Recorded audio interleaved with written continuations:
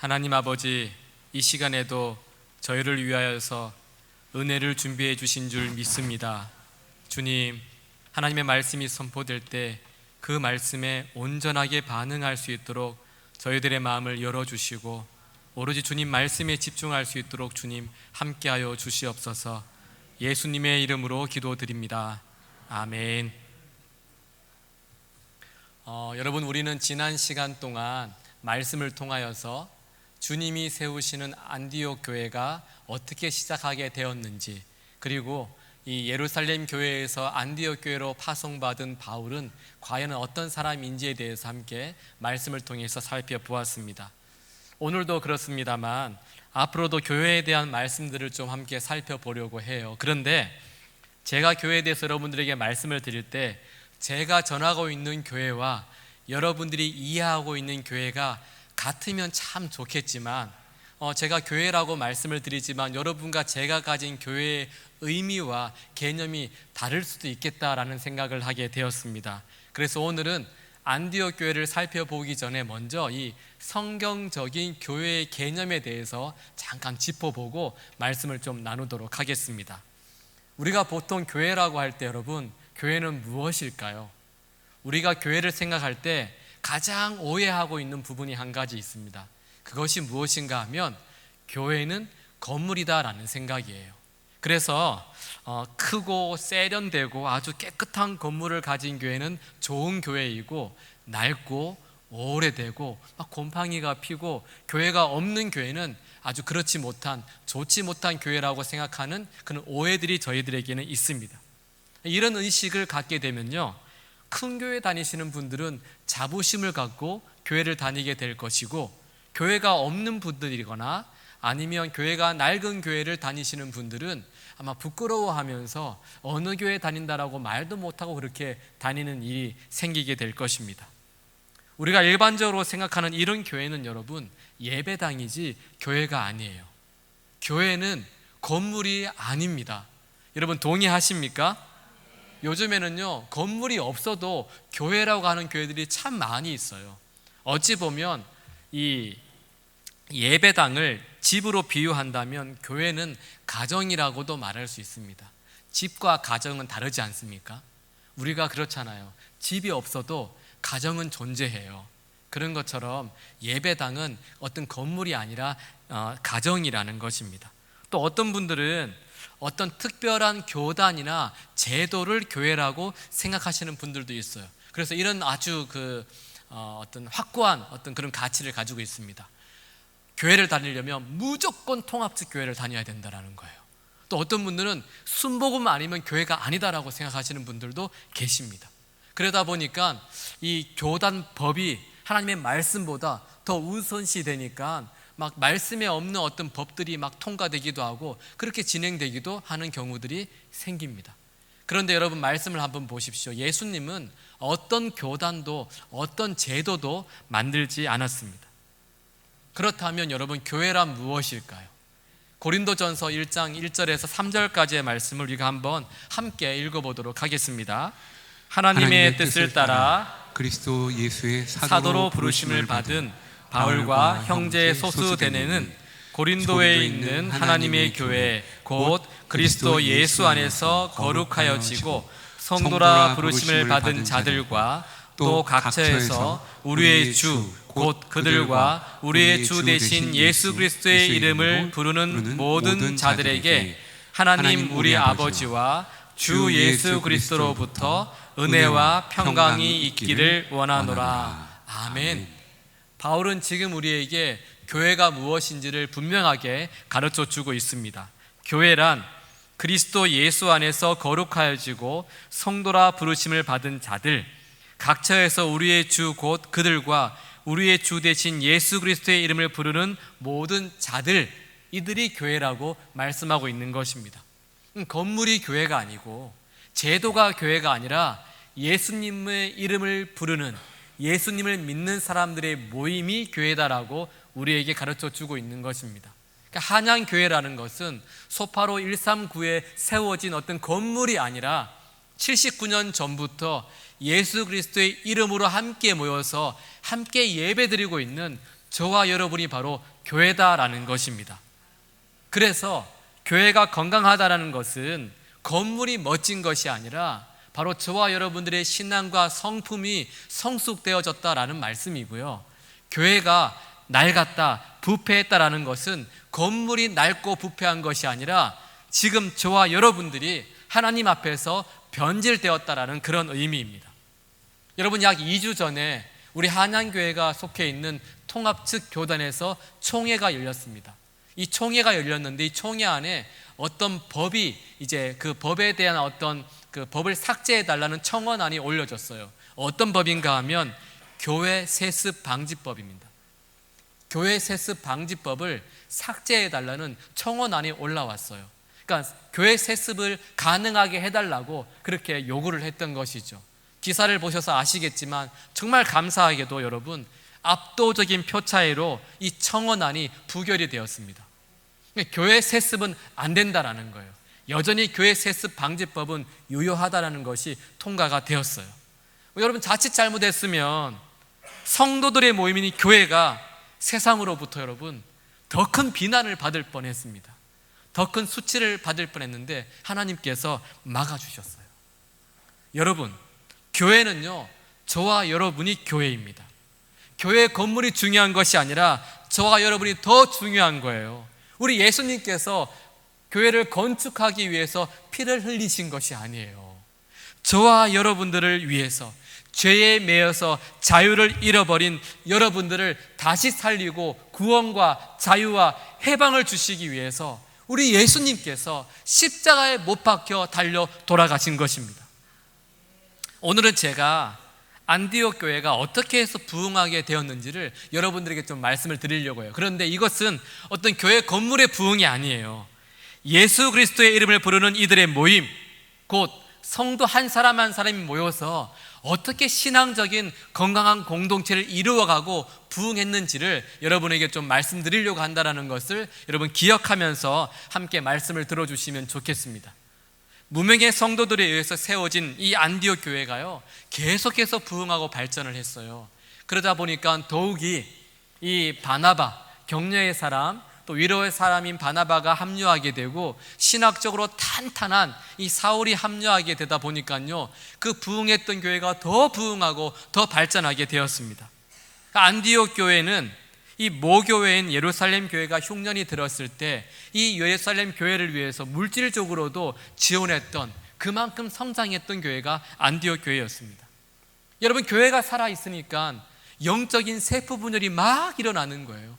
영적인 세포 분열이 일어나다 보니까 교회가 더 건강해지고 더 부흥하게 되는 것이죠. 오늘 우리가 읽은 이 본문의 말씀을 보시면요, 안디옥 교회가 어떻게 이렇게 부흥하고 성장하게 되었는지를 가르쳐 주고 있습니다. 먼저 1절 말씀을 보시면 부흥하는 안디옥 교회 지도자들을 소개하고 있습니다. 우리 함께 말씀 읽어보겠습니다. 안디옥 교회에 선지자들과 교사들이 있으니 곧 바나바와 니게르라 하는 시므온과 구레네 사람 루기오와 분봉왕 헤롯의 젖동생 마나임과 및 사울이라. 아멘. 안디옥 교회에 대표적인 5명의 지도자가 나오고 있습니다. 먼저는 여러분들이 너무 잘 알고 있는 바나바입니다. 구브로 섬 출신의 레위인, 유대인이고요.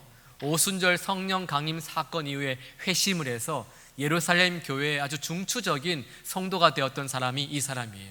얼마나 그 예수님의 따뜻한 온기를 가지고 있었던지 사도들이 당신은 바나바입니다, 위로의 아들, 격려의 아들입니다라는 그런 별명을 지어주기도 했고요. 이 바나바를 통하여서 사울이 예루살렘 교회의 성도들을 만나게 되고 안디옥 교회가 예루살렘 교회와 서로 교제하는 일이 일어나게 되었던 것이 이 바로 바나바 때문이었어요. 이 바나바는 사람과 사람을 이어주고 교회와 교회를 이어주는 디딤돌과 같은 그런 존재였습니다. 다음은 니게르라 하는 시므온인데 이 니게르라라는 뜻은 검다라는 뜻을 가지고 있어요. 여러분 잘 아시듯이 니그로라는 말이 여기에서 유래가 되었어요. 그러니까 어쩌면 이 니게르라 하는 시므온은요, 북아프리카 출신의 흑인이었을 가능성이 많습니다. 또한 그 당시 흑인들은 대부분이 노예였으니까 이 니게르라는 시므온은 노예이면서 흑인이었던 것이죠. 또 세 번째 사람은 북아프리카 구레네 출신의 루기오입니다. 루기오를 여러분 구레네 출신이라고 소개하는 것을 보면 니게르라 하는 시므온은 북아프리카 출신이었지만 구레네 출신은 아니었던 것 같습니다. 그런데 여러분, 우리가 성경 말씀을 볼 때 최근에 이 구레네라는 단어를 많이 들어보셨죠? 네, 이 구레네 출신이 어떤 사람이었습니까? 안디옥에 이르러서 헬라인에게도 복음을 전했던 사람들이 구브로와 구레네 출신의 몇 사람이었어요. 어찌 보면 이 루기오는요, 이 안디옥 교회를 개척한 개척자 중에 한 사람일 수도 있습니다. 그래서 안디옥 교회를 개척하고 그곳에서 중요한 지도자로 세움을 받았던 것이죠. 그 다음에 조금 특별한 사람이 나와요. 분봉왕 헤롯의 젖동생 마나엔입니다. 이 젖동생이라는 뜻은 같이 젖을 먹고 자란 사이, 그러니까 아주 친한 아이들을 의미하는 것이 이 젖동생이라는 의미예요. 그러다 보니까 표준 세번역을 보시면 분봉왕 헤롯과 더불어 어릴 때부터 함께 자란 마나엔이라고 그렇게 소개하고 있습니다. 헤롯 가문과 굉장히 가깝고 헤롯과 절친이었던 사람이 마나엔이었어요. 그런데 여러분, 분봉왕 헤롯이 어떤 사람인지 아십니까? 세례 요한의 목을 잘랐던 사람이 이 분봉왕 헤롯이에요. 그리고 예수님을 끊임없이 조롱하고 빌라도와 함께 예수님을 십자가에 죽인 자가 바로 이 사람입니다. 이런 사람의 절친이 예수님을 믿고 회심하여서 안디옥 교회의 지도자가 되었다라는 것입니다. 그리고 마지막으로 사울이 나오는데, 여러분이 잘 알고 계시는 사도 바울이에요. 여러분, 이 지도자들만 봐도 이 교회의 성격이 어떤지 여러분, 우리는 너무나 잘 알 수 있습니다. 교회가 너무 다양하다라는 거예요. 출신이 다르죠. 구브로, 북아프리카, 예루살렘, 출신이 다르고 인종도 다르고 사회적 지위도 달랐습니다. 과거에 믿었던 종교도 달랐고 학력도 달랐어요. 여러분, 이렇게 많이 달랐으니까 생활 방식이나 문화가 어떻게 같을 수가 있겠습니까? 공통점이 없는 사람들이었습니다. 그런데 놀라운 것은 이렇게 다른 사람들이 함께 모여서 교회의 지도자가 되어서 한 교회를 이렇게까지 성장하도록 건강하게 섬겼다라는 것입니다. 여러분, 지도자의 구성이 이 정도면 교회 전체 구성원이 어떤지는 말하지 않아도 알 것이에요. 유대인, 종, 노예, 그리고 예루살렘 사람들, 히브리인, 또 헬라인, 얼마나 많은 다양한 사람들이 이 교회 구성원이었겠습니까? 안디옥 교회의 부흥에 대해서 성경이 지금 무엇을 말씀하고 있습니까? 안디옥 교회는 서로의 다양성을 인정하고 존중하는 교회였다라는 것입니다. 다르다고 틀린 것이 아니라 그 다름이 인정되는 교회였어요. 한 사람 한 사람의 그 고유함이, 얼마나 사람들이 다 고유합니까? 다 인격인데 그 고유함이 살아있는 교회가 안디옥 교회였다라는 것입니다. 그러니 여러분, 누가 와도 다 받아줄 수 있었으니, 누가 와도 다 그 사람들의 고유함이 인정이 되었으니 오는 사람들마다 잘 정착하여서 믿음의 뿌리를 내릴 수 있었던 것이죠. 차이는 존재했지만 그 차이가 차별이 되지 않았던 교회, 그 교회가 안디옥 교회였습니다. 아마 이런 분들은 없었어요. 만일 안디옥 교회 성도들이나 지도자들이 이런 말을 했다면 아마 이 안디옥 교회는 성경에 기록되지 않았을 것입니다. 우리 안디옥 교회는 이방인 교회의 어머니와 같은 교회로서 이 안디옥 교회에 오시는 분들은 최소한 경제적으로는 중산층이 되어야 합니다. 그리고 이 헤롯 왕가 쪽은 등록이 조금 힘듭니다. 정치적인 색깔이 달라요. 그리고 여러분, 죄송하지만 이 북아프리카 출신이거나 흑인이거나 노예이신 분들은 적응하기가 힘드실 것입니다. 물론 여러분 아시겠지만 우리 안디옥 교회는 이방인들과 예루살렘 사람들이 함께 구성되어져 있는 교회입니다. 하지만 워낙 가치관과 전통이 다르다 보니까 우리 안디옥 교회 안에서는 9시 예배는 유대인들이, 11시 예배는 이방인들이 드리고 있습니다. 만약에 이렇게 말을 했다면 여러분, 이것은요 차이가 아니라 차별이에요. 여러분, 차이를 차별로 오해하지 마십시오. 안디옥 교회 구성원들이 이런 생각을 가지고 있었다라면 안디옥 교회는 성경에 기록되지도 않았을 것입니다.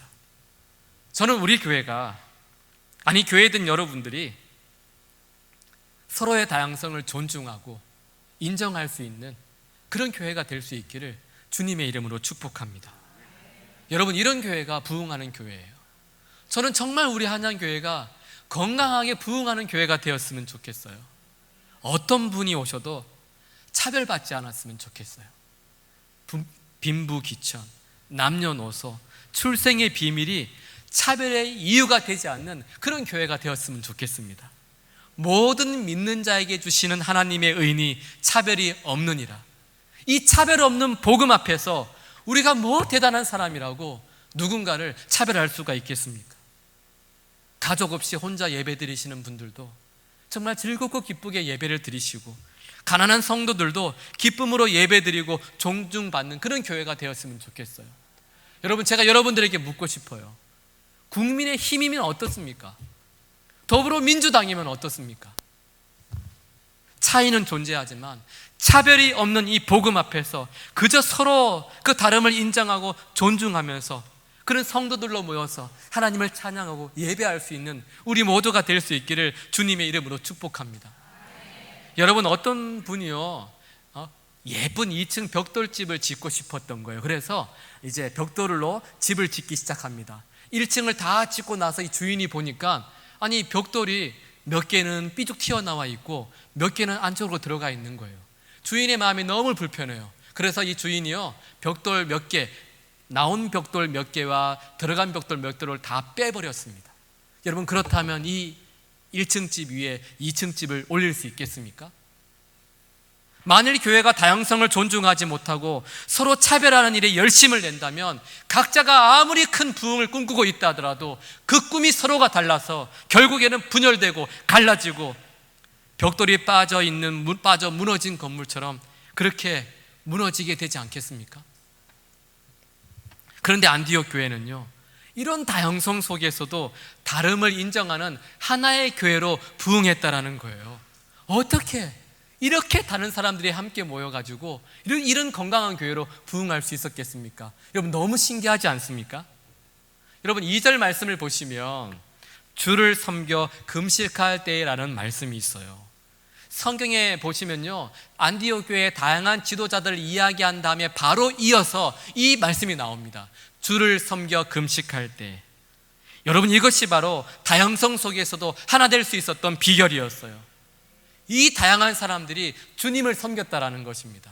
이 다양한 사람들이 예수님을 주인으로 섬겼다라고 기록하고 있습니다.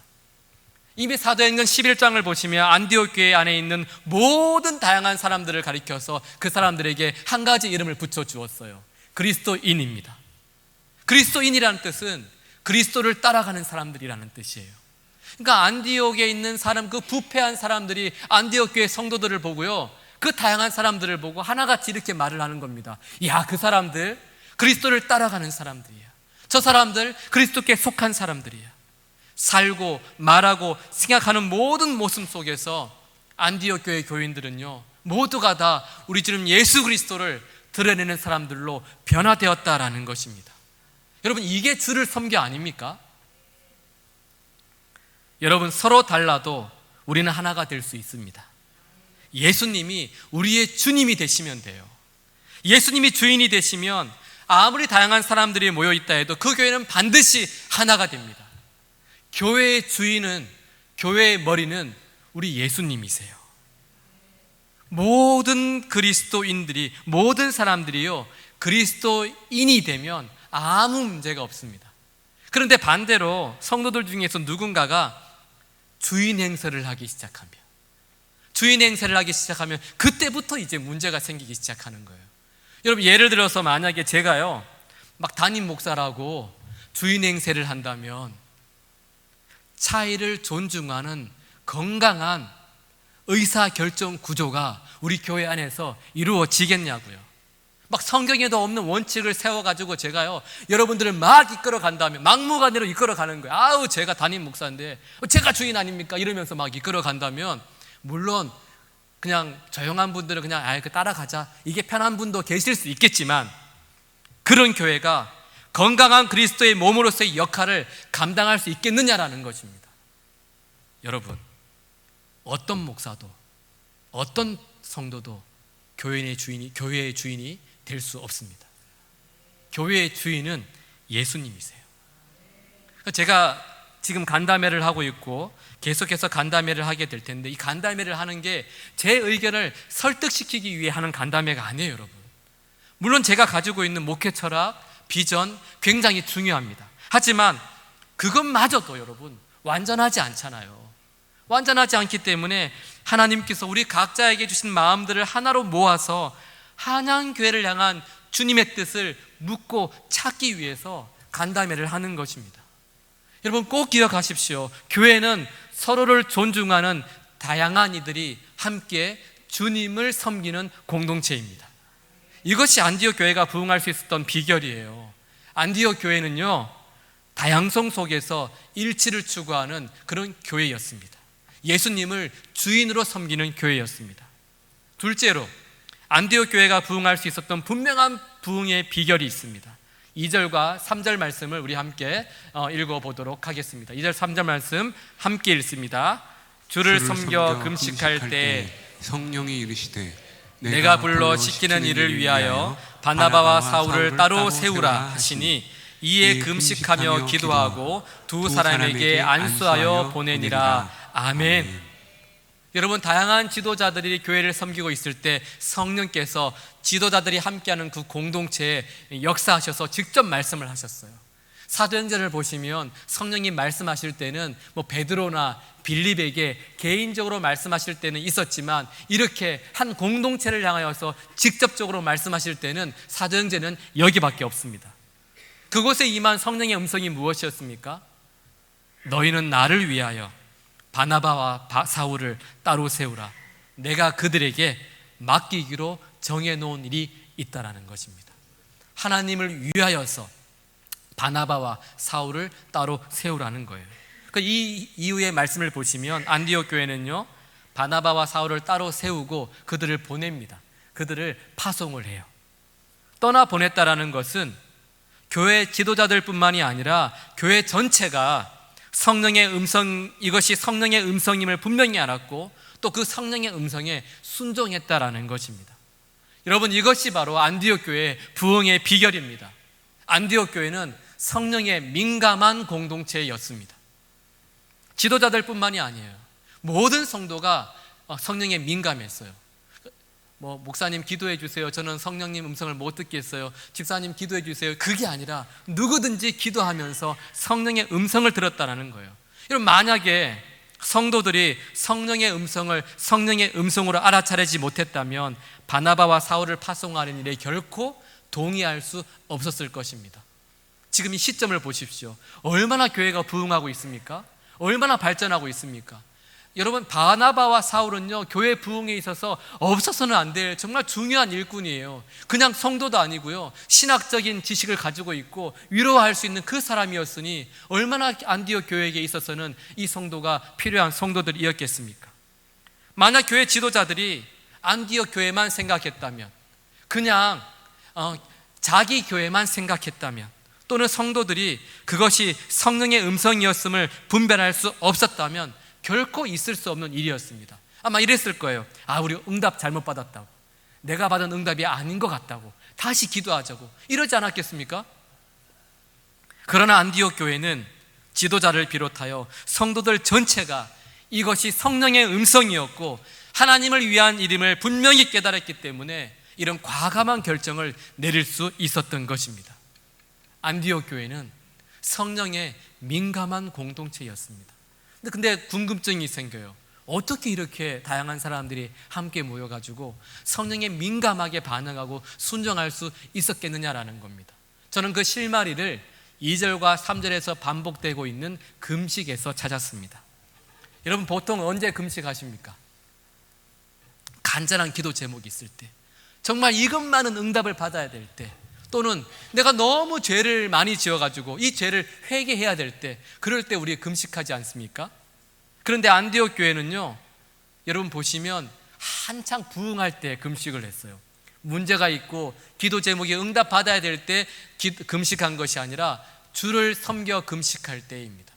그러니까 이들이 하는 금식은요, 어떤 목적을 가지고 한 금식이 아니라 자기들의 신앙생활의 한 부분이었다라는 거예요. 예배 드리는 것처럼 금식을 한 거예요. 또 이 사람들은 성령의 음성을 들은 후에 바나바와 사울을 따로 세우는 이 중요한 일 앞에서도 금식을 했어요. 중요한 일이 있을 때마다, 평상시에도, 특별함이 아닐 때에도 그들은 금식을 했다라는 것입니다. 여러분, 금식이라는 것은 곡기를 끊는 거예요.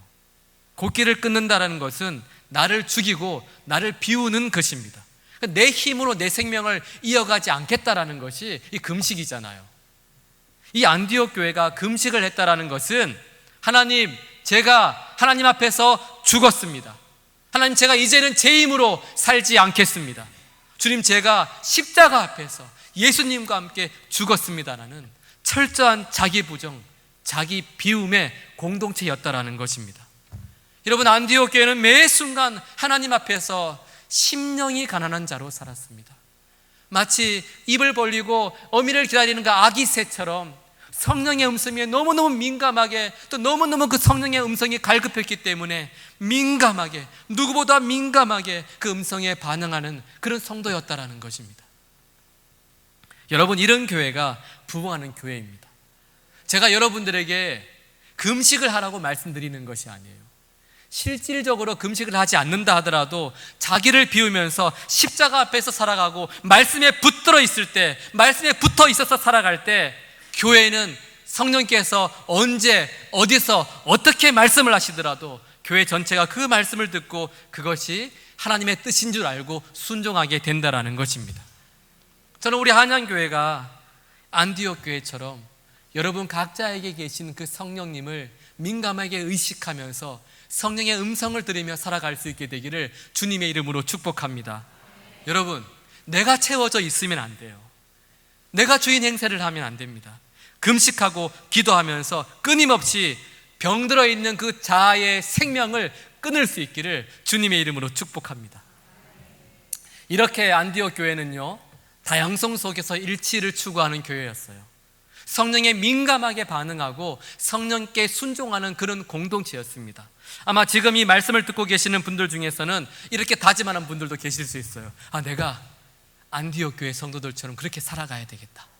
아마 이렇게 다짐하는 분들이 계실 수 있습니다. 하지만 여러분, 죄송한 말씀이지만 여러분들이 아무리 열심히 다짐하고 결심했다고 해서 여러분들이 어느 순간 안디옥 교회 성도들처럼 살 수 있는 것이 아니에요. 결심과 다짐만으로는 살 수 없습니다. 만약에 결심하고 다짐해서 살 수 있다면 여러분, 여기 계신 모든 분들은요, 지금 예수님처럼 다 변화되어져 계실 거예요. 저와 여러분들이 다양성 속에서 일체를 추구하고 성령에 민감하게 반응하기 위해서는요, 반드시 훈련과 준비의 시간이 필요합니다. 안디옥 교회 성도들이 그냥 그리스도인으로 불려진 것이 아니에요.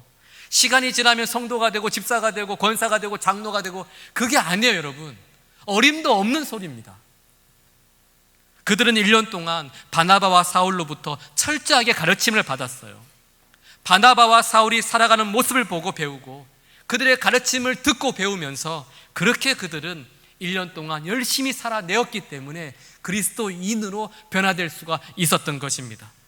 우리가 안디옥 교회처럼 변화하기 위해서는요, 반드시 배, 깨, 훈, 실, 이것이 필요합니다. 사자성어는 아니에요. 배, 깨, 훈, 실 무엇이냐?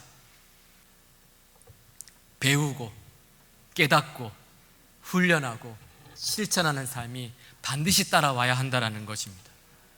여러분, 우리가 운동을 할 때 안 쓰던 근육을 쓰면 얼마나 몸이 불편하고 뻐근하고 힘든지 몰라요. 그런데 이런 시간을 견디지 못하고 운동을 중단하게 되면 다시 예전의 상태로 돌아가 버리는 거예요. 근육이 생길 수가 없습니다.